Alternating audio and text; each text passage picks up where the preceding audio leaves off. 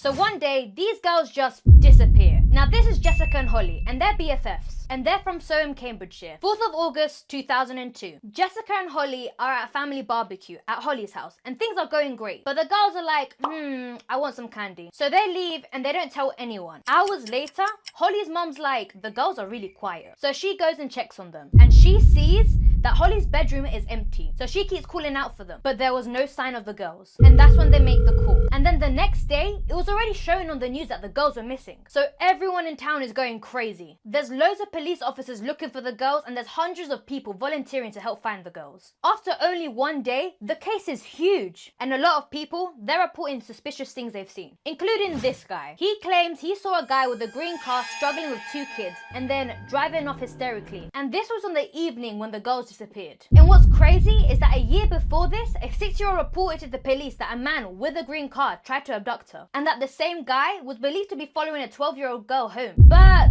this guy was never found. And so far, they don't have any leads until they meet this guy, Ian. Now Ian's a caretaker at a school, and he lives with his girlfriend Maxine. So Ian tells the police he actually saw the girls the day they disappeared. I stood on the front doorstep grooming my dog down. She'd run away and come back a bit of a mess.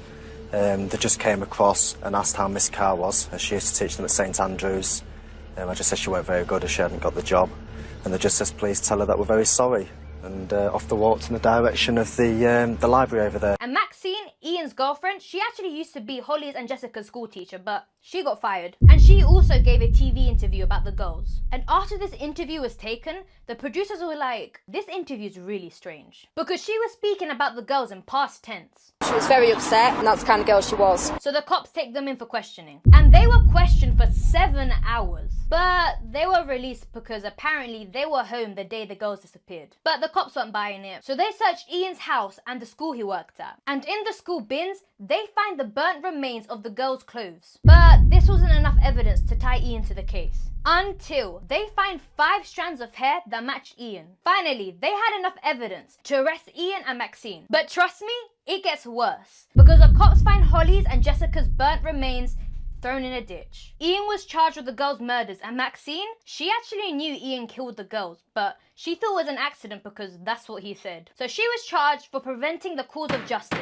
and she pleaded guilty. But Ian, he pleaded innocent and claimed that he accidentally killed the girls, so it wasn't murder. And he even started to act like he had mental health issues. He would dribble out of his mouth and slur his words. He even got sectioned, but even the hospital said he was faking it. The police even got in contact with his ex-girlfriend, and she claimed that he's done this act before when he was accused of sexually assaulting a minor. And get this, he was actually accused of over 5 sexual assault allegations, some to which he admitted to, but he was only charged to 1. And when Ian was in his 20s, he was in a relationship with a 15-year-old, Katie. And when Katie was 16, he got her pregnant, and they had a daughter, and her name is Sammy. And Sammy, she had no idea her father was a murderer. Her mom just told her growing up that he was a really bad man. And the way she found out was really unexpected, because she was in school one day and she was given a task to research the crimes around her area. And the first thing that came up was Ian. And that's when she saw pictures of her and her mother. Katie says that Ian was really abusive even when she was pregnant. He would punch her in the stomach and push her down the stairs. So for obvious reasons, Sammy never had a relationship with her father. So anyways, Maxine got out of jail after a year and 9 months. She got a whole new identity, she got married, and now she has a child. And get this, her husband has no idea who she is. Ian is still in jail, and people keep trying to kill him in prison, which on a few occasions, he ended up in hospital. He was even given £2,500 because the attacks, they could have been prevented by the police. And to this day, he still claims the murders were an accident, and no one knows what really happened to the girls.